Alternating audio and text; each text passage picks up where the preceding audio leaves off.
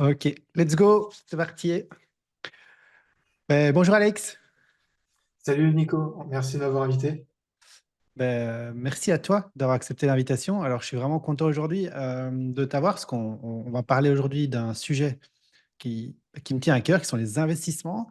Et puis surtout, j'aime beaucoup ton parcours parce que je pense qu'il y a pas mal de gens qui vont pouvoir vraiment s'identifier en fait à qui tu es, à ce que tu fais. Tu es encore jeune, donc j'espère aussi inspirer les plus jeunes à se lancer. Est-ce que tu pourrais, pour commencer, juste me dire juste très rapidement qui tu es, ce que tu fais? Moi c'est Alexandre, donc j'ai 26 ans, je viens de Bretagne. Et en quelques mots, pour faire simple, la journée je suis salarié et à partir de 18 heures je gère le média de l'investisseur. C'est un business que j'ai lancé, c'est parti d'une passion. J'ai lancé ça il y a bientôt 2 ans et aujourd'hui ça me prend tout mon temps et j'ai qu'une envie, c'est de faire ça à temps plein. Ok, bah super. Donc aujourd'hui, vous l'avez compris, on va parler investissement, on va parler nouveaux médias. Et on va rentrer directement dans le vif du sujet. Est-ce que tu pourrais nous expliquer un petit peu, déjà, un petit peu ton parcours historique, comment tu en es venu en fait à lancer ce média, et puis on va surtout décortiquer de A à Z comment t'es venu l'idée, comment tu as lancé ton projet, qu'est-ce que ça te rapporte, les embûches que tu as pu avoir, les meilleurs conseils que tu pourrais partager à celles et ceux qui voudraient, pourquoi pas, se lancer dans l'aventure du side business avec la création on va appeler ça d'un site de niche, hein, parce que c'est un peu le concept, c'est le fait de lancer un média ou un site en tout cas dans une niche de marché, en l'occurrence ici celle des investissements. Donc, let's go. Dis-nous un petit peu, avant de lancer tout ça, dis-nous plus qui tu es, d'où tu viens, ton parcours avant d'en arriver là. Moi j'ai fait mes études en maintenance industrielle, donc ça n'a rien à voir avec l'investissement. Donc j'ai fait un bac pro classique et un BTS en alternance, donc en maintenance industrielle. Euh, En alternance, au début, mes premiers salaires, je les ai pas investis. Donc j'étais encore jeune, j'avais 18, 19 ans. Au début, tu profites et tu t'amuses et tu n'investis pas. Donc après, j'ai fait un an en prépa parce que je voulais faire une école d'ingénieur. Sauf que j'avais clairement pas le niveau et ça s'est pas vraiment passé comme prévu. Donc je suis parti en licence en construction navale militaire et toujours en alternance. Et c'est arrivé à la période fin 2019, début 2020, donc avec le Covid. Et durant mes études, je sentais toujours que j'étais pas vraiment à ma place. J'étais toujours en train de lire des biographies d'Elon Musk, Max Zuckerberg, et toujours de m'intéresser un peu à l'entrepreneuriat. Quand j'étais en alternance, je bossais à l'usine et j'étais plus intrigué par les gens qui travaillaient en bureau, les responsables, les chefs et les gens qui entreprenaient, plutôt que par le métier que je faisais moi-même. Je savais que j'étais pas vraiment à ma place. Arrivé en 2019, quand j'ai quitté la prépa, que j'ai commencé à avoir de nouveau un salaire en alternance, j'ai commencé à vraiment me focus sur la partie investissement. Je savais qu'il fallait investir pour l'avenir parce que je ne crois pas du tout au système de retraite ni rien. Et je Ah trouvais bon? ça dommage de faire un peu comme j'avais fait en BTS, c'est-à-dire de dépenser un peu l'argent dans la moto, dans les loisirs. Donc, euh, j'ai commencé à m'y intéresser pendant 3 bons mois. Et après est arrivée la période Covid-19. Donc, j'ai passé 4 mois à la maison, donc de février à début de l'été, parce que l'école voulait pas de nous et l'entreprise voulait pas de nous. Et donc, les premières semaines, j'ai fait un peu n'importe quoi. Bah, tu joues aux jeux vidéo, tu fais un peu n'importe quoi. Et après, je me suis dit, bon, là, je vais profiter de cette période pour vraiment m'intéresser à l'investissement, ouvrir les comptes, commencer à investir. Donc, j'ai commencé à investir mes premiers euros au mois de juin 2020. J'ai eu de la chance parce que c'est arrivé au bon moment, mais voilà. Et après, pendant 2 belles années, j'ai continué à investir, toujours en ayant mon CDI. Ce que j'ai pas dit, c'est que j'ai eu mon CDI en septembre 2020. Et Mhm. depuis le juin 2020, j'ai toujours investi tous les mois. J'ai fait ça pendant 2 ans et je me sentais un petit peu seul parce que en réalité, quand on est jeune, bon, ça s'est beaucoup démocratisé, mais il y a peu de jeunes qui investissent. Et j'étais pas trop réseaux sociaux, donc j'ai créé des réseaux sociaux un peu sur Twitter parce que je voyais il y avait de l'activité sur l'investissement. Et en parallèle, je me suis beaucoup intéressé aux crypto-monnaies. J'ai rejoint des groupes Discord, j'ai échangé avec pas mal de personnes. Et au moment où j'ai commencé à me lancer sur les réseaux et à vraiment m'intéresser aux crypto-monnaies, j'ai eu l'opportunité de faire rédacteur freelance pour des médias dans la crypto-monnaie. Parce que j'ai toujours aimé écrire et comme quand je m'intéresse à un sujet, je le fais à fond. Ça a tout de suite intéressé quelques médias qui se lançaient, donc notamment la Coin Academy. C'était mon premier client que j'ai gardé pendant très longtemps. Ok. Et en parallèle, moi, je voyais qu'eux, ils me donnaient 800, 1000 euros par mois pour écrire des articles et qu'on était peut-être des 15 rédacteurs à écrire au quotidien pour eux. Et je me suis dit, c'est bien de travailler pour les autres, mais ça serait peut-être mieux de travailler pour moi. Et en parallèle, j'avais créé un petit compte Twitter qui s'appelait Alexandre Plunion, tout simplement, sur lequel je partageais mes investissements. Donc, tous les mois, j'investissais sur mon PEA, sur des ETF, je faisais des captures d'écran, je le partageais. Et j'ai rapidement commencé à avoir 500, 1000 abonnés et avoir une petite communauté. Mais j'avais pas encore la vision business derrière tout ça parce que moi, ça partait vraiment d'une passion. Donc tous les mois, je partageais ça et je commençais à recevoir beaucoup de questions. Des gens qui me demandaient comment faire, où est-ce que j'avais appris ça, de leur donner des noms de livres ou des youtubeurs, par exemple. Et comme sur Twitter, quand tu fais un tweet, au bout de 3 4 heures, il disparaît, plus personne ne le voit, je me suis dit, ça pourrait être intéressant de synthétiser ça dans une newsletter. Donc j'ai lancé une newsletter sur Substack. C'est le premier outil que j'ai trouvé. Donc j'ai fait ça, j'ai fait une newsletter pendant, je dirais, 6 mois. Et au bout de 6 mois, j'ai dû arriver à 3 4 5 000 abonnés sur Twitter. Et je commençais à être contacté d'une part par des clients pour faire de la rédaction pour eux, donc sur la partie bourse et sur la partie immobilier. Et je commençais à être contacté moi-même en perso sur Twitter pour faire un peu de la sponsor, des newsletters sponsorisées, bah, des bannières publicitaires. Et là, je suis un peu passé de la passion à me dire, il y a peut-être une idée de business à créer et de faire quelque chose. Et c'est là que tout a basculé un peu dans ma tête et j'ai diminué la partie freelance pour me consacrer aux médias de l'investisseur que j'ai créé par la suite. Ok, donc là, à ce moment-là, tu as ton compte Twitter, tu as lancé ta newsletter. Oui, J'imagine, bon, tu attires les gens de ton compte Twitter vers la newsletter, donc tu as des abonnés à qui tu peux voilà, push, enfin, envoyer directement le contenu que tu veux et également proposer potentiellement à des annonceurs un canal de diffusion. Là, oui. tu gagnes déjà de l'argent ou tu as déjà des premiers clients concrets qui te proposent des deals, des choses ou... Alors, pour te donner quelques dates, donc de juin 2020 à début d'année février 2022, là, j'ai vraiment investi et partagé mes investissements. Et le compte Twitter sur lequel je partageais mes investissements perso, il s'est transformé en le média de l'investisseur, je dirais, en février 2022. Ok, Donc, de février 2022 à septembre 2022, j'ai touché 0 € parce que je n'avais pas l'idée je pensais pas qu'avec une si petite communauté, j'étais en capacité de gagner de l'argent.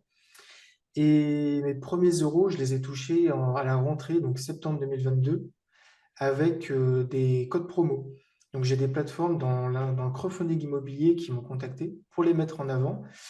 Et ce que moi j'ai proposé, au lieu de juste sponsoriser une newsletter, c'était de mettre en place un code promotionnel. Donc, dès qu'une personne investissait, elle avait un bonus et moi j'avais une commission. Et j'ai eu cette idée-là parce qu'il y avait déjà des médias concurrents qui étaient déjà positionnés sur la thématique et j'avais regardé comment est-ce qu'ils fonctionnaient, donc j'ai décidé de partir sur le même principe. et ça a bien fonctionné? Directement, tu as eu des gens ouais, qui ont fait des Ouais, dès la investissements? première newsletter, j'ai eu des premières personnes. J'ai dû en avoir, je pense, entre septembre et la fin d'année, j'ai dû avoir peut-être 80-90 personnes qui ont utilisé le code promo sur une seule plateforme. Et après, une fois que j'en avais mis une en avant et que tout le monde était content, parce que moi, je proposais du contenu, j'avais un code promotionnel, je présentais les projets, je donnais tous les détails. Et au final, ça s'est un peu enchaîné parce que les autres plateformes, quand elles ont vu que je le faisais avec une et leur concurrente, elles m'ont contacté pour faire la même chose. Donc, je me suis Forcément. rapidement retrouvé un peu surchargé parce que moi, je voulais pas devenir un panneau publicitaire et sponsoriser 10 entreprises qui faisaient la même chose juste dans une seule newsletter. Et je sais pas si tu veux tout de suite rentrer dans les détails, mais c'est là que j'ai rencontré Emilien, Théo et un peu cette équipe-là qui m'ont aidé à aller plus loin et à faire en sorte que je puisse créer un site internet et aller plus loin. Ouais, ben voilà, là, on a un peu planté le décor. Donc, toi, tu avais une passion aussi, tu t'intéressais à l'investissement, tu as commencé à te former donc, pendant le Covid. finalement, tout simplement à partager tes aventures avec les autres en publiant sur ton compte Twitter, puis tu commences à être contacté. Donc des premiers signaux que tiens, peut-être il y a moyen d'en faire quelque chose, mais visiblement, ce n'était pas ton intention première. Donc l'intention n'était pas au départ d'en faire un business.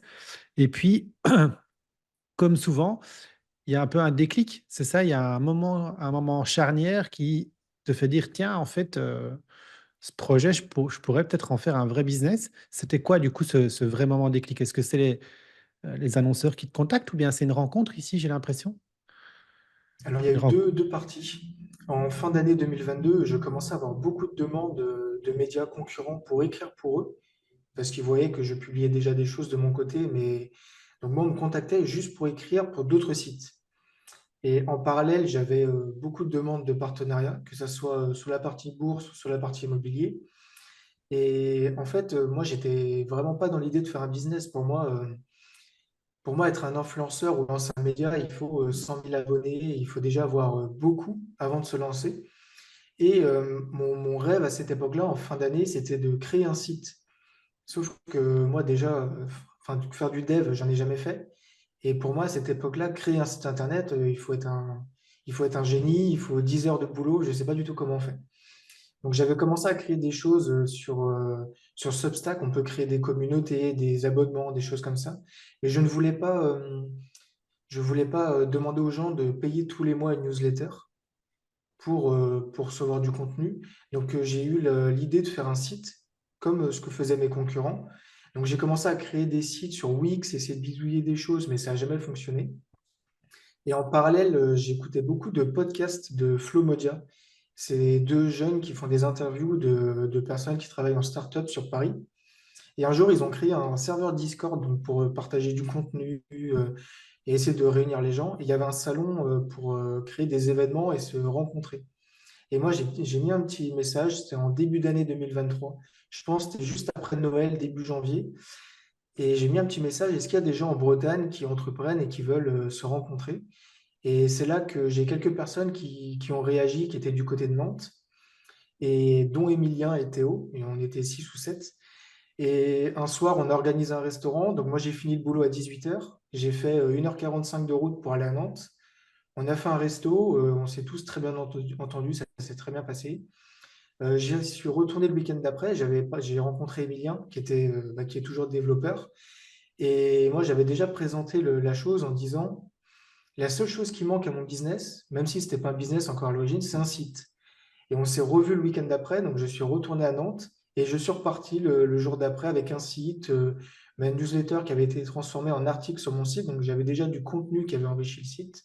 Et tout est parti de là parce que j'ai pu répondre aux partenariats les plus sérieux que j'avais et vraiment j'ai pu créer une communauté et la fidéliser comme j'en avais envie. Donc le site là, tu l'as créé sur quoi? Donc c'est sur Ghost, c'est un hébergeur. Moi j'ai fait confiance à Emilien, il m'a dit ça c'est pas mal pour ce dont tu as besoin. Donc on a acheté un nom de domaine, j'ai acheté un template, Emilien il a tout câblé et c'est parti. OK. Donc on est en début 2023, c'est ça? Début 2023, donc ça a dû voir le jour en février et j'ai dû commencer à publier les premiers articles en mars 2023.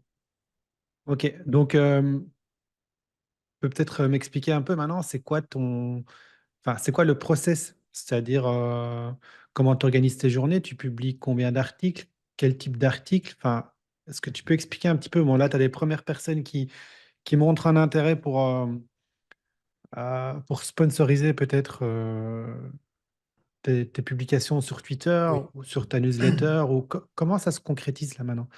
Ils payent pour quoi? Est-ce que tu as du trafic, c'est via ton site web ou c'est toujours via Twitter ou via ta newsletter? Enfin, comment ça se passe de ton côté pour monétiser tout ça?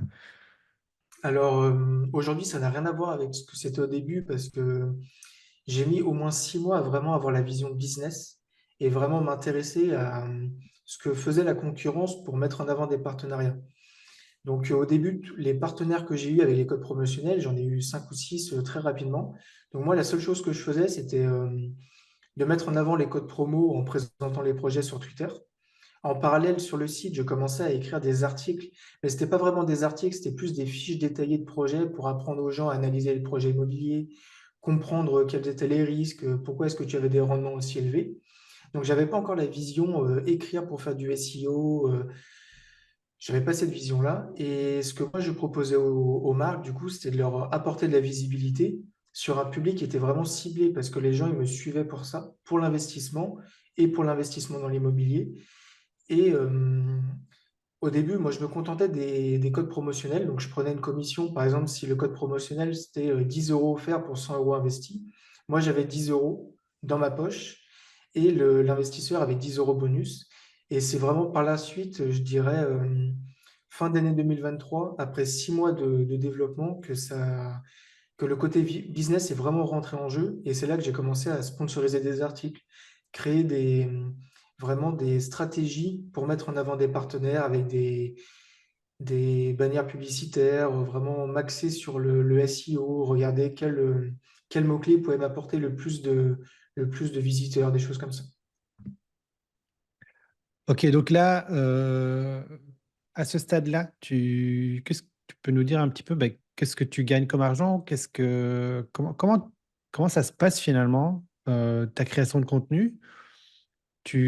Parce que pour moi, là, c'est pas encore tout à fait clair. C'est-à-dire, tu crées du contenu sur base des sujets que de partenaires te proposent, ou bien tu es juste en train de créer du contenu pour continuer à avoir peut-être plus d'abonnés, à créer plus de visibilité. T'as pas encore une stratégie super claire, j'ai l'impression. Non, pas du tout. C'est ça le problème que j'ai eu au début, c'est comme ça partait d'une passion, j'avais pas du tout la vision business. Donc je dirais de mars à septembre, j'ai vraiment écrit des articles en fonction des questions qu'on me posait sur les réseaux sociaux. Donc Ok, c'était nul et pas du tout optimisé, mais le titre de l'article, c'était la question qu'on me posait. Et j'essayais d'y répondre, mais il n'y avait pas vraiment de structure ni rien. Et en septembre, j'ai commencé à remettre ma stratégie, enfin, à y réfléchir et à me dire, il faut vraiment que je regarde comment fait la concurrence. Et c'est là que j'ai commencé à faire des points avec les gars que j'avais rencontrés à Nantes et à essayer de monter en compétence sur la partie SEO. Donc, ils m'ont aidé à regarder les mots-clés sur lesquels étaient placés mes concurrents, à vraiment comprendre ce qu'était le SEO, parce que moi, jusqu'à septembre 2023, je ne savais pas ce que c'était du SEO. ok. Tu peux Et peut-être, ben, ceux qui nous écoutent là, peut-être ne savent pas non plus, hein, ça peut paraître évident peut-être pour d'autres personnes, mais tu peux expliquer c'est quoi le SEO? le SEO, pour faire simple, on va dire, c'est de faire en sorte que quand tu tapes un mot-clé ou une recherche sur Google, faire en sorte que ton article tombe dans les premiers résultats. Parce que bah, je pense que ceux qui nous écoutent aujourd'hui ne vont jamais en page 2 ou en page 3 pour trouver des réponses à leurs questions. Donc le SEO, c'est ça, optimiser des articles, mettre des mots-clés, des titres intéressants pour faire en sorte que ton article arrive devant la concurrence et que ce soit toi qui reçoive le visiteur chez toi et pas ton concurrent. Ok. Et du coup, là, tu commences seulement à te former au SEO, à t'intéresser Oui. à une autre manière de... Parce que jusqu'ici, on va dire, c'était plus du push, c'est-à-dire tu publies sur Twitter avec l'algorithme. Bon, voilà, il y a des gens qui découvrent ta Oui. publication, qui s'abonnent à ta newsletter. Donc, je ne sais pas combien tu avais d'abonnés à ta newsletter à ce moment-là. Tu peux nous dire peut-être? J'en avais dans les 7 à 800 abonnés. En fait, c'est monté très vite. C'est d'ailleurs pour ça que j'ai pas eu la notion business et SEO tout de suite. C'est parce que je suis arrivé vraiment au beau moment sur Twitter et je suis rapidement arrivé à 10 000 abonnés. Et quand tu as 10 000 abonnés sur Twitter, c'est beaucoup et pas beaucoup parce que tu as suffisamment d'abonnés pour avoir une communauté de l'engagement et des personnes qui utilisent tes codes promo, mais tu es loin des gros médias qui ont 150 000 abonnés. Et en fait, entre septembre 2023 et décembre 2023, j'ai tout de suite eu 300, 500 euros par mois d'affiliation et d'utilisation des codes promo. Donc moi, je me disais, c'est super, j'écris quelques articles sur mon site qui répondent aux questions des gens, je les accompagne et à côté, tout mon chiffre d'affaires, entre guillemets, provient de Twitter. Donc j'avais pas encore la vision de me dire, il faut que j'aille chercher des abonnés ailleurs. Mhm. Donc c'est vraiment en septembre que tout a basculé. Et pendant un gros mois, je me suis focus sur analyser les concurrents, voir ce qu'ils faisaient, comment, pourquoi, comment est-ce qu'ils construisaient leurs articles. Et après, j'ai commencé à écrire 4 articles par semaine avec une newsletter en plus, que j'ai arrêté par la suite parce que j'avais pas assez de temps, et à reprendre les précédents articles que j'avais publiés pendant 6 mois, parce que ils répondaient à des intentions de recherche, mais ils n'étaient pas du tout structurés et optimisés. Donc, depuis septembre, je fais ça, j'optimise mes anciens articles et j'en publie 3 à 4 par semaine. Ok, donc là, on était en septembre 2023. Là, Oui, aujourd'hui, au moment où on tourne cette vidéo, on est en octobre le 2024. oui. Ça fait un an. Qu'est-ce qui s'est passé entre-temps? Du coup, là, tu parlais de 400-500 € d'affiliation via les codes promo. Aujourd'hui, tu es passé à un autre niveau en termes de revenus. Qu'est-ce qui s'est passé depuis? Comment est-ce que ça a évolué en termes de trafic peut-être sur ton site ou même sur les autres canaux de diffusion? Alors, on va faire le point en un an, donc de septembre 2023 à aujourd'hui. Donc, ce qui s'est passé, c'est que sur YouTube, enfin, j'ai lancé YouTube pour montrer un peu mon visage et montrer aux gens que j'étais transparent. Et parce que j'ai eu beaucoup de questions comme ça. Quand j'ai commencé à avoir des abonnés, il y a beaucoup de personnes qui m'envoyaient des messages. C'est un petit peu dommage, tu donnes des conseils, on voit pas trop qui se cache derrière. Donc moi, j'ai Ok, commencé à montrer mon visage. En parallèle, le média de l'investisseur, j'ai essayé de faire en sorte qu'il porte son nom. Donc sur Twitter, j'ai commencé à vraiment traiter de l'actualité économique au quotidien. Donc parler des taux, parler de l'évolution des marchés, de parler du Bitcoin, des choses comme ça. Et en parallèle, j'ai vraiment élaboré une stratégie de contenu sur le site et je me suis vraiment focus sur la partie SEO. Et à mon pic, je pense que là j'ai 16 000 abonnés sur Twitter. J'approche les 2 000 abonnés sur ma newsletter, mais je ne la mets plus du tout en avant. Et sur le site, je suis monté jusqu'à 15 000 visiteurs par mois, donc en mai-juin 2024, donc de cette année. Et là, depuis, j'ai été pas mal impacté par les mises à jour Google. Donc là, je suis plus près des 10 000 visiteurs par mois que des 15 000. Et ça a vraiment suivi crescendo. Quand j'ai commencé à avoir vraiment des visiteurs sur mon site, j'ai d'autres marques qui m'ont contacté, par exemple sur la bourse, sur les crypto-monnaies. Et c'est vraiment là que je suis rentré dans la partie business, que j'ai commencé le sponsoring. Et je dirais que de septembre à décembre 2023, j'étais entre 300 et 500 euros par mois. Euh, Après, j'ai eu 6 mois dans les 1 000 € par mois. Et là, depuis le début d'année, je suis entre 2 500 et 3 000 € par mois d'affiliation. Et sachant que la grande majorité provient du SEO et de Google. ok, J'ai donc là, de... t'as inversé la tendance par rapport Ouais, au début. Donc, oui, où complètement. c'était des posts sponsorisés Twitter avec des codes promo. Oui. Aujourd'hui, quand tu parles d'affiliation, c'est toujours les revenus sont basés au résultat, c'est-à-dire c'est des liens affiliés que tu partages. On va expliquer juste peut-être un petit peu après avec un exemple concret. C'est des liens affiliés que tu partages qui génèrent du revenu ou bien c'est des rémunérations où on te paye entre guillemets du cash pour parler voilà, d'un site ou d'un projet qui est lié à l'investissement. Tu peux détailler un petit peu ça, que les gens comprennent bien vraiment concrètement euh, comment tu gagnes l'argent? Alors, pendant une grosse année, le chiffre d'affaires du média, c'était à 100% de l'affiliation. Donc, les gens qui venaient sur le site et qui s'inscrivaient sur des plateformes en passant par le lien du média, ou des personnes qui utilisaient les codes promo pour investir sur des plateformes. Et depuis, je dirais, février-mars de cette année, j'ai eu de plus en plus de demandes pour sponsoriser des articles. Donc, je dirais qu'aujourd'hui, j'ai 70% du chiffre d'affaires qui provient de l'affiliation et des codes promo et 30% qui provient du sponsoring. Sachant Ok, que des demandes de sponsoring, je pourrais en faire toutes les semaines si j'en ai envie. Mais il y a beaucoup de plateformes pas très sérieuses qui me contactent pour mettre des choses en avant que je ne cautionne pas et moi-même, j'y investis pas. Donc, je refuse les partenariats. Et en réalité, aujourd'hui, je pourrais gagner beaucoup plus d'argent avec le média, mais j'ai envie de faire les choses bien, de ne pas tomber dans la vente de formations un peu bizarre pour devenir millionnaire, de faire du trading, des choses comme ça. Donc j'essaye de vraiment sélectionner ce que je veux mettre en avant et des choses sur lesquelles je pourrais moi-même investir. Et l'avantage, c'est que moi, j'ai mon CDI à côté. Donc quoi qu'il arrive, tous les mois, je suis sûr d'avoir mon salaire. Donc, je ne suis pas là à chercher de l'argent et à courir après l'argent pour payer mon loyer à la fin du mois. Ouais, ça reste un side business, c'est le sujet Oui, de cette chaîne. Ben, aujourd'hui, donc concrètement, ben, tu es passé de quelques centaines d'euros fin 2023 à allez, un salaire, hein, 2 000 3 oui, 000 euros par mois, ça commence à devenir un salaire. Bon, il y a les oui. taxes, il y a plein de choses, mais je veux dire, tu commences à rentrer dans une phase où tu pourrais envisager de dire, bah, j'ai remplacé ou je suis en phase de remplacer mon salaire principal avec mon side business. C'est quoi ta vision par rapport à ça dans le futur? C'est ton Ouais. objectif ou je sais pas si tes employeurs nous écoutent et si ils savent un peu ce que tu fais la nuit ou pas, mais Bah, il faut pas que mon manager écoute ce podcast, mais alors, si tu m'avais posé cette question-là il y a 6 mois, je t'aurais dit que fin de cette année, j'aurais arrêté. Parce que, alors moi, j'adore ce que je fais, c'est une passion, je suis passionné par ça. Donc, le manque de sommeil, le fait de mettre un peu ma vie en pause et mes loisirs pour entreprendre, ça ne me dérange pas du tout. Mais arrive un moment, quand tu vois à un moment donné, quand tu commences à générer un chiffre d'affaires entre guillemets aussi important et que tu sais que tu pourrais en vivre, tu remets un peu le salariat de côté et en question.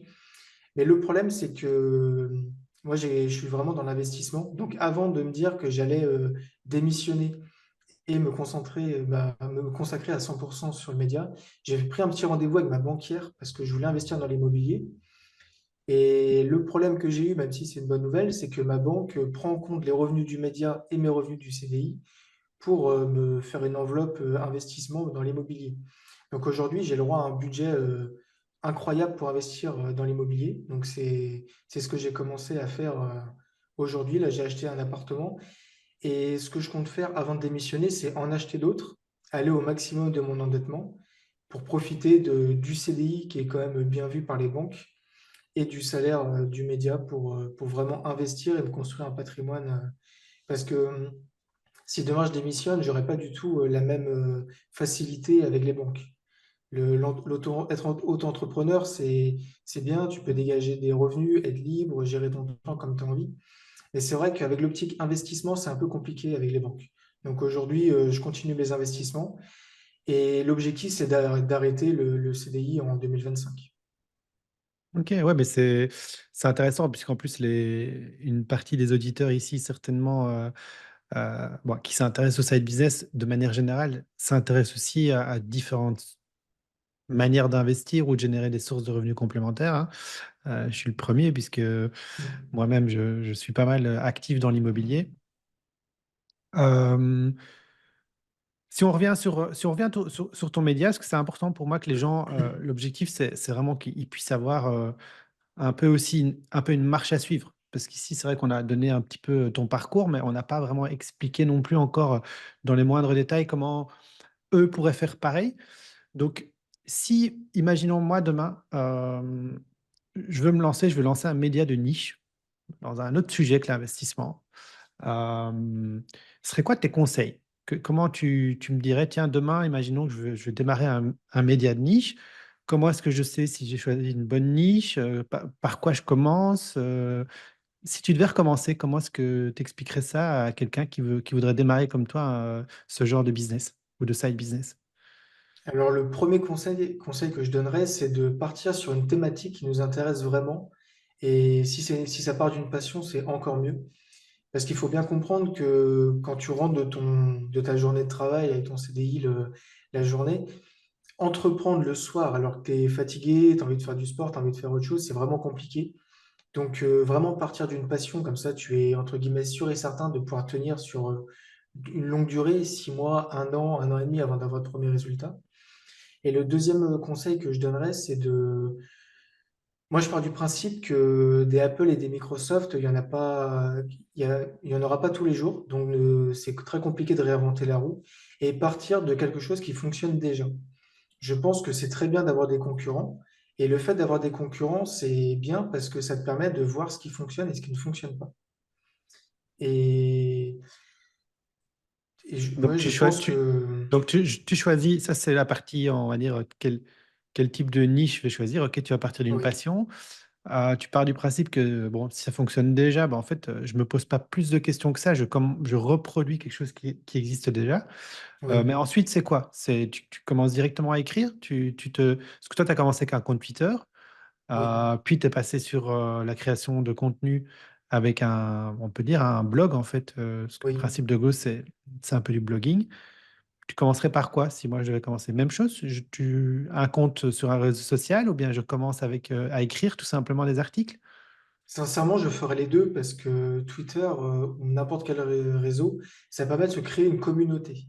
Donc au début, quand tu n'as pas de trafic sur ton site, avoir une communauté, ça, c'est super bien parce que tu as de l'engagement et tu peux déjà mettre en avant des partenaires, des codes promo, des choses comme ça. Et en parallèle, moi, je lancerai un site sans réfléchir. C'est d'ailleurs ce que j'ai fait. Au début, j'écrivais des articles qui ressemblaient pas à grand-chose, mais ça m'a pas empêché d'avoir des partenaires et des visiteurs. Et je ferai les deux sans hésiter. Je crée un compte Twitter, un compte Instagram si je veux faire de la vidéo et montrer mon visage.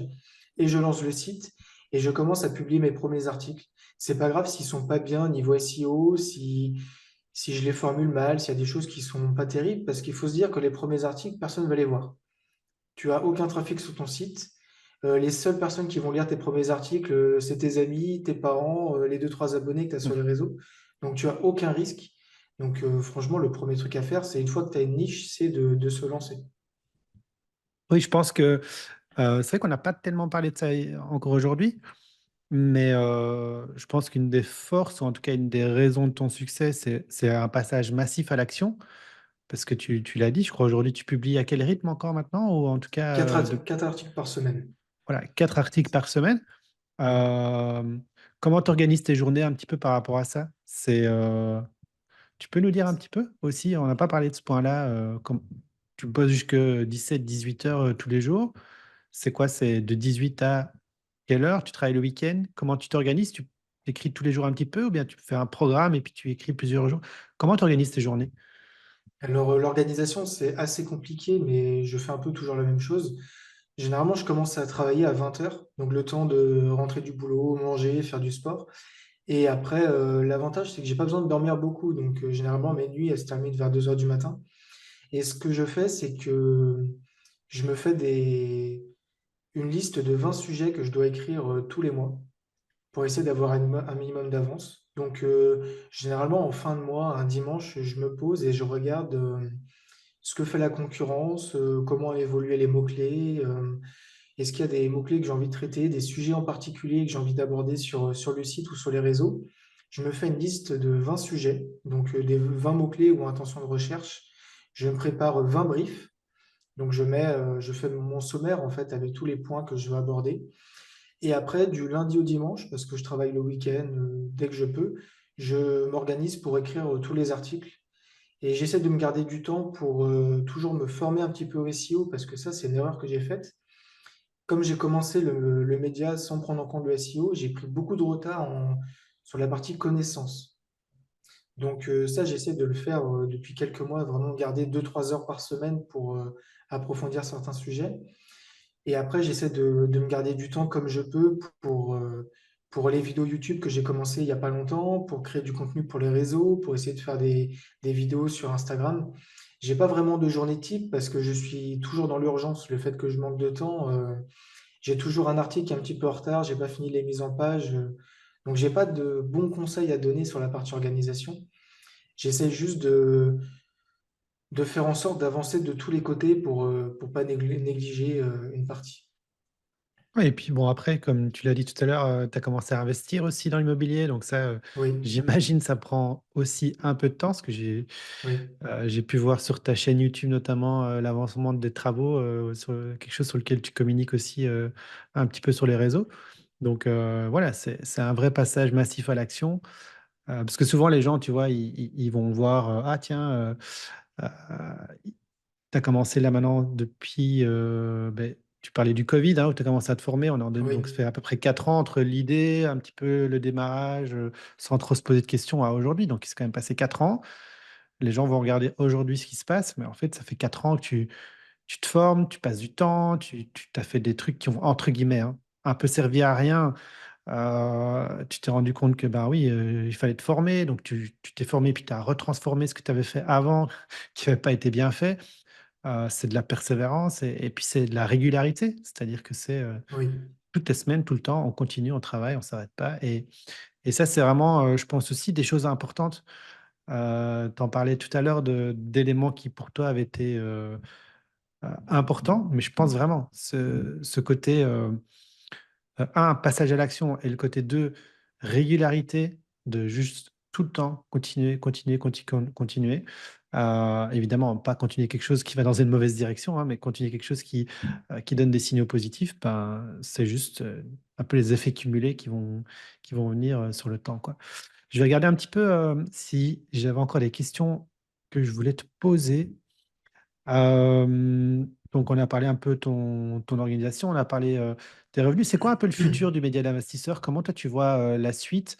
Donc toi tu as dit: «Bah, je projette», attention, bon, si ton manager nous écoute, mais tu projettes potentiellement en 2025 de quitter ton boulot pour vivre pleinement de ton side business média d'investisseur.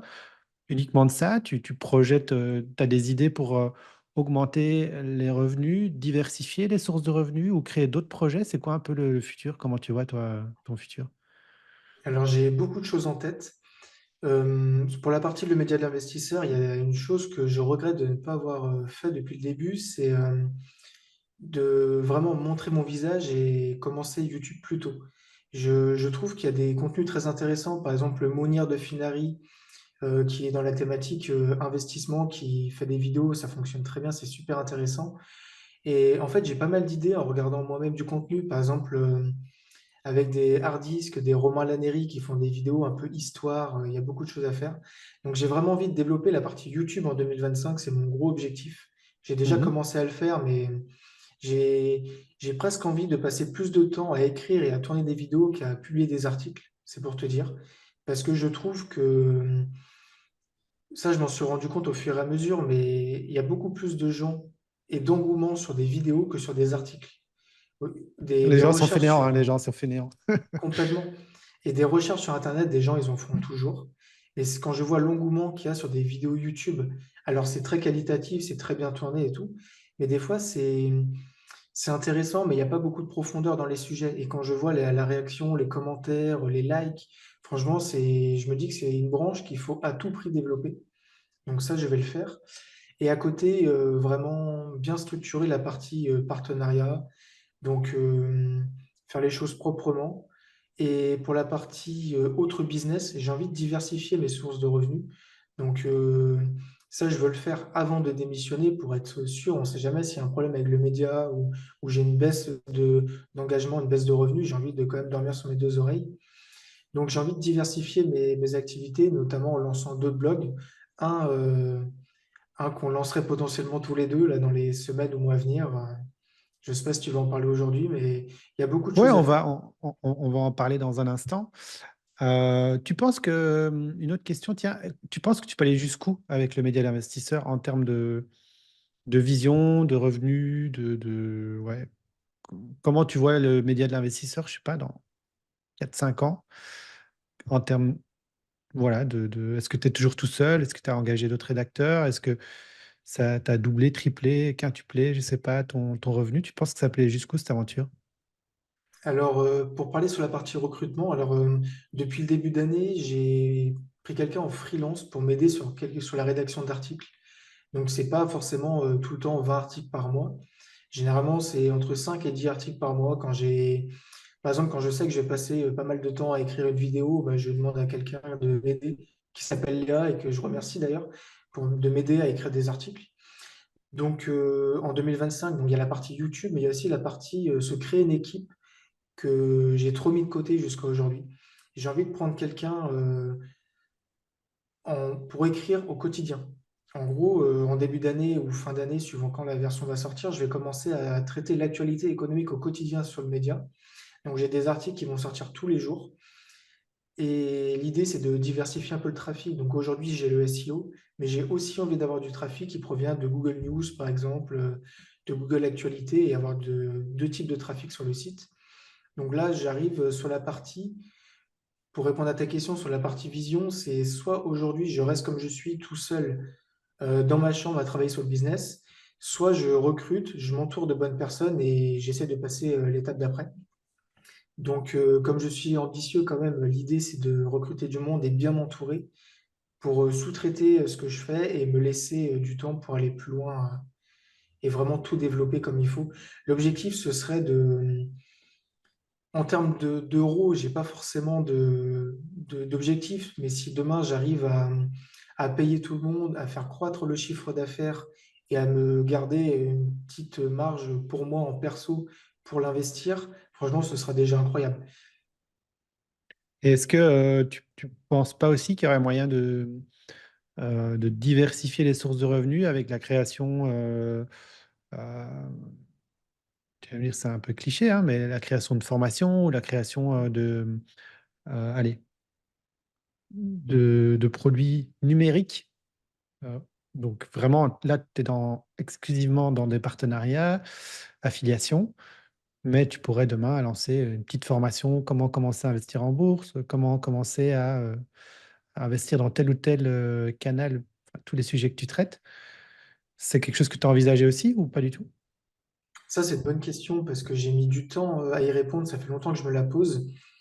Mais je pars du principe que, en fait, c'est très mal vu les formations dans l'investissement. Il y a beaucoup de vendeurs de rêves, de personnes qui te promettent de devenir millionnaire, de faire du trading, des choses comme ça. Et je préfère, si demain je fais une formation, un e-book, quelque chose comme ça, je préfère le faire, le proposer gratuitement aux lecteurs et à tous les visiteurs de mon site, plutôt que de vendre quelque chose. Parce qu'aujourd'hui, j'ai un peu de mal avec les formations, surtout dans l'investissement, parce que déjà, je ne suis pas conseiller en investissement.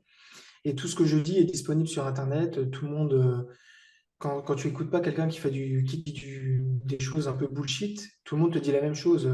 C'est des étapes qui sont un peu clés, mais tout le monde, c'est ouvert à tout le monde, c'est facilement faisable. Donc, je me vois pas vendre une formation et je préfère largement sponsoriser mon contenu. C'est d'ailleurs pour cette raison-là que je veux commencer à faire des vidéos et vraiment commencer à élaborer une stratégie de développement sur YouTube pour essayer de toucher d'autres entreprises qui pourraient sponsoriser mon contenu, par exemple. Mais Ok. la formation, je pense que non. Au moins sur la thématique investissement. Si demain je lance un autre site sur une niche un peu plus ouverte, un peu moins cadrée par rapport à l'investissement, à l'argent, je dis pas non, je ferai peut-être une formation, mais pas avec le média de l'investisseur. Ok, bah, c'est intéressant d'avoir ton avis et c'est vrai que euh, bah, l'univers des formations est certainement dans le trading, c'est effectivement donc Oui, pas toujours de bonne presse parce que comme tu dis, il y a beaucoup de bling bling, beaucoup de vendeurs de rêves. Donc on peut revenir hein, sur le sujet dont tu parlais, donc le futur, développer d'autres médias. Donc effectivement, on est en train de réfléchir pour lancer un média autour du side business, puisque bah, c'est un peu un sujet sur lequel ben, moi j'écris déjà. Ça fait un moment que je cherche potentiellement à trouver un partenaire pour développer cette partie blogging qui me tient beaucoup à cœur. Et donc, effectivement, c'est un projet qui, je l'espère, verra le jour dans les prochaines semaines, puisque là, on est déjà bien avancé dans les discussions. Euh, pour terminer, on arrive tout doucement au bout. J'aime bien terminer avec quelques questions un petit peu de nouveau pour aider d'autres personnes à se lancer. Et surtout, l'objectif pour moi, c'est en fait, bon, premièrement, c'est d'inspirer. Donc, je trouve que ton parcours, il est intéressant parce que, voilà, on voit vraiment quand quelqu'un, ben, le jour, il a son job et c'est vraiment, là, tu es l'exemple même du side business, c'est que ben, tu travailles jusqu'à 18 heures, la nuit, entre guillemets, tu lances ton projet qui part de rien et puis en quelques années, qui remplace ton salaire et qui potentiellement un jour va te faire quitter ton job. Je pense que de toute façon, quoi qu'il arrive, si c'est pas l'année prochaine, ce sera peut-être, à mon avis, inévitable que tu ailles dans cette direction une fois qu'on a goûté au fait de pouvoir soi-même, qu'on a cassé les paliers psychologiques, de se dire ben, je suis capable de générer mon propre argent. Je l'ai fait une fois, je refais peut-être une deuxième fois, tiens, ça marche de nouveau. Une fois qu'on a cassé ces barrières, c'est difficile de revenir dans le monde, on va dire, du salariat. Et c'est ça donc, qui est le plus dur d'ailleurs aujourd'hui. Oui, oui. Mentalement, se réveiller le matin pour aller, même si je gagne bien ma vie, mon boulot, il est très bien, j'adore ce que je fais, mais se réveiller le matin pour aller travailler là, pour mon CDI, alors que j'ai le média en tête du matin jusqu'au soir, franchement, c'est très dur. En plus, quand tu vois les... Enfin, c'est un grand groupe, c'est un groupe de 15 000 personnes, on doit être 3 000 sur le site. Donc tout est structuré, il y a des personnes qui sont là depuis 30 ans, franchement, mentalement, c'est un peu la phase difficile là, en ce moment, mais Je, surtout quand on voit je- je- que ça prend de l'ampleur d'un côté et que tu es bridé par le temps, franchement, c'est très compliqué à vivre. c'est exactement ça. C'est-à-dire que toi, tu dis, mais attends, là, je bosse la nuit, quoi. Si Mm. j'avais mes journées entières pour bosser sur mon projet, où est-ce que je serais aujourd'hui? Et ça, c'est Complètement. clair que, sans compter certaines fatigues, hein, parce que c'est clair que, comme tu le fais là, à bosser, faire deux boulots, entre guillemets, sur 24 heures, ça a un côté, il faut pas se le cacher, hein, c'est un côté épuisant aussi. On peut pas contenir, contenu à, bon, tu as 26 ans, mais c'est un rythme qu'on peut pas maintenir non plus pendant des années, parce qu'à un moment donné, ben, ça reste, on reste des humains et on a besoin aussi de se reposer le cerveau Oui. et de pouvoir bah, tout simplement prendre un peu soin de soi et de sa santé. Alors, comme je disais, on va rentrer un peu dans les questions un peu plus de conclusion. Si tu devais recommencer ton parcours aujourd'hui, bah, c'est un peu le cas. Imaginons demain, on va commencer ensemble un nouveau média. Tu changerais quoi, toi, par rapport à ton parcours? Donc, tu dirais quoi au Alex qui a commencé là en 2020 avec tout ce que tu sais aujourd'hui? Alors, je ferai trois choses. La première, c'est de montrer mon visage et faire des vidéos dès le premier jour. Même si les vidéos sont pas très belles, il y a des problèmes de luminosité, on s'en fiche. La deuxième, c'est de vraiment focus la partie formation, développer ses connaissances, SEO, business. Donc ne pas négliger cette étape-là.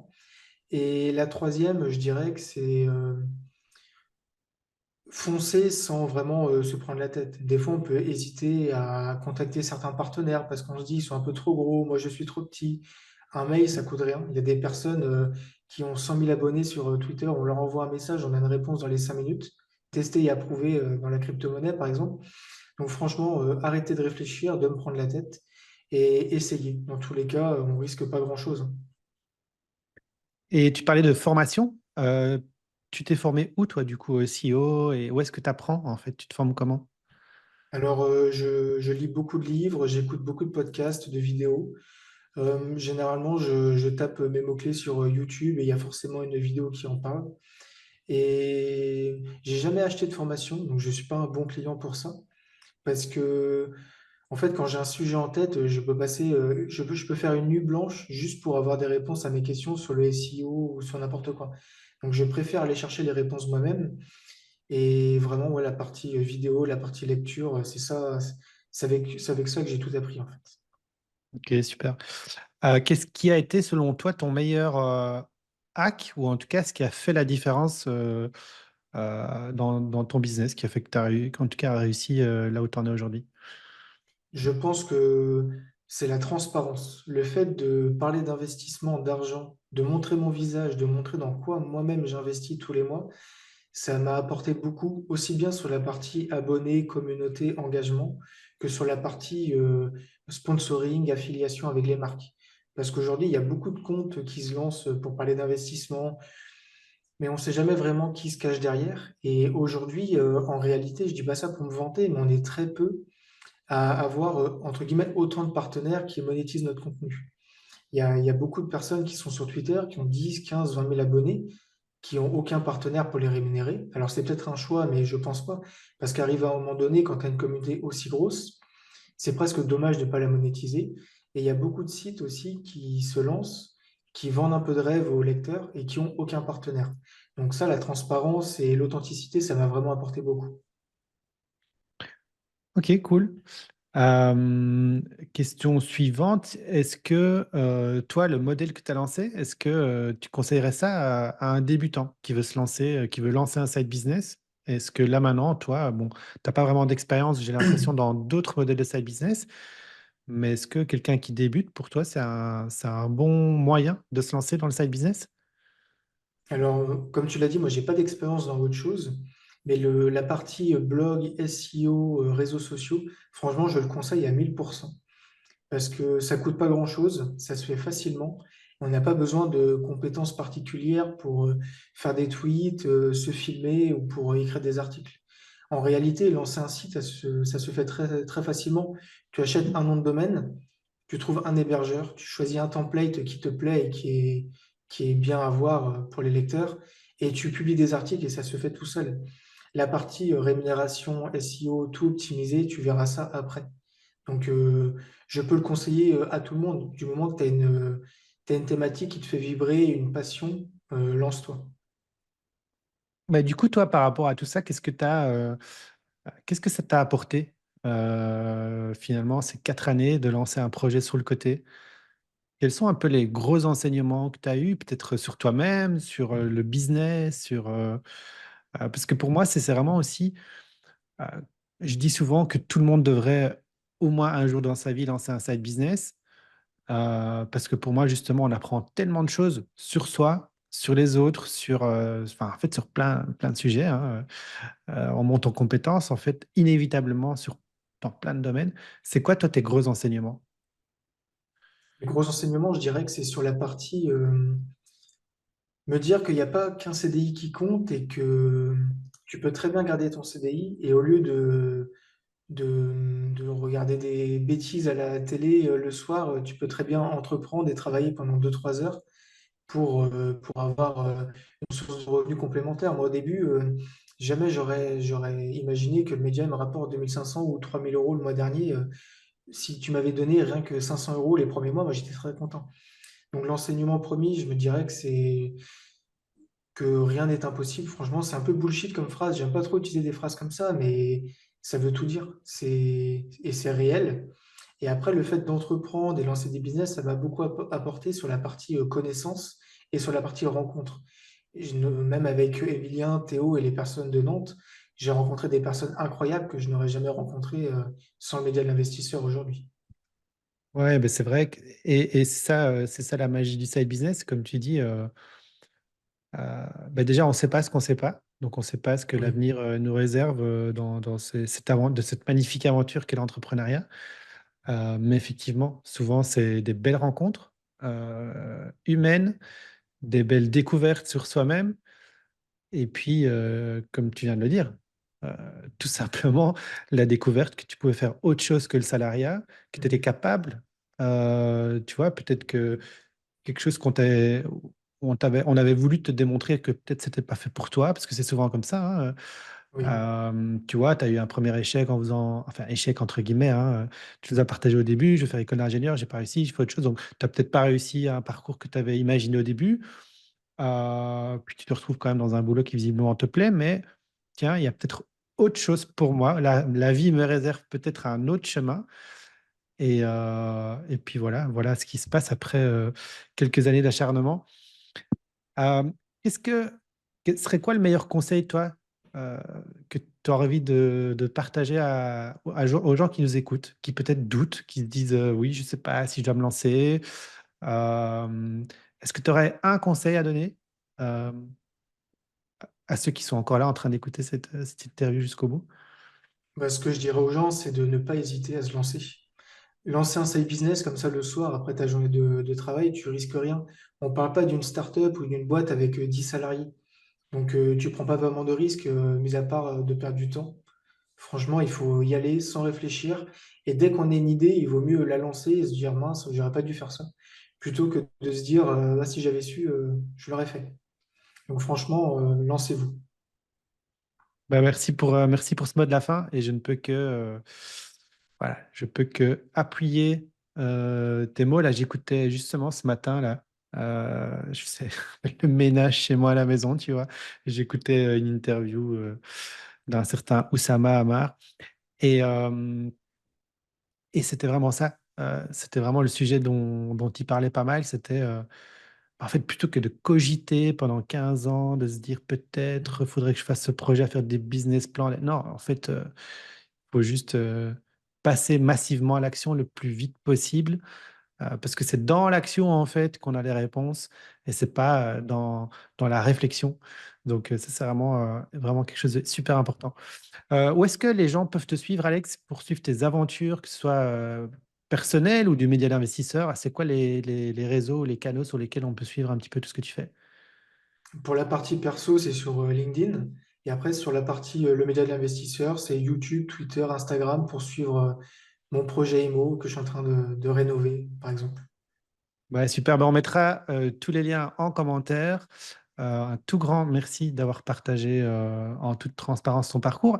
Et alors, attention, euh, ce qui est super important, aussi bien le comprendre, d'ailleurs, je pense que je mettrai aussi un petit mot en introduction de cette vidéo. Vous allez retrouver beaucoup plus de détails et d'informations dans une deuxième partie, la partie écrite. Donc, c'est le concept de ces interviews. Donc, vous avez un peu l'interview. Voilà, on vous partage l'histoire d'Alex, un petit peu ce qu'il a fait. Et vous allez retrouver dans la partie écrite vraiment la méthodologie complète, les screenshots, les messages qu'il envoie aux partenaires pour essayer de trouver des sponsors. Vraiment, toutes les choses hyper concrètes, activables dans la newsletter qui se trouve, le lien se trouve ici en commentaire. Et d'ailleurs, merci à toi, Alex, pour cette transparence, parce que c'est ce que j'essaie de trouver. C'est des gens qui sont prêts à montrer tous les chiffres, tout ce qui va bien, tout ce qui va mal et qui partagent ça sans bullshit, pas de bling bling, pas de fausses promesses. On n'est que des gens voilà, qui nous montrent aussi ce qui va et ce qui ne va pas. Encore un Encore tout merci grand de m'avoir merci. invité. Ben, merci à toi. Et puis peut-être à bientôt pour la suite des aventures, un deuxième média, pourquoi pas la suite de tes projets IMO, parler de tout ça dans quelques mois ou quelques années pour voir comment tes projets d'entrepreneuriat auront évolué, si c'est toujours dans ton boulot ou si tu as fait le grand saut. Merci Alex et ben, écoute, à très vite pour la suite des aventures. Salut.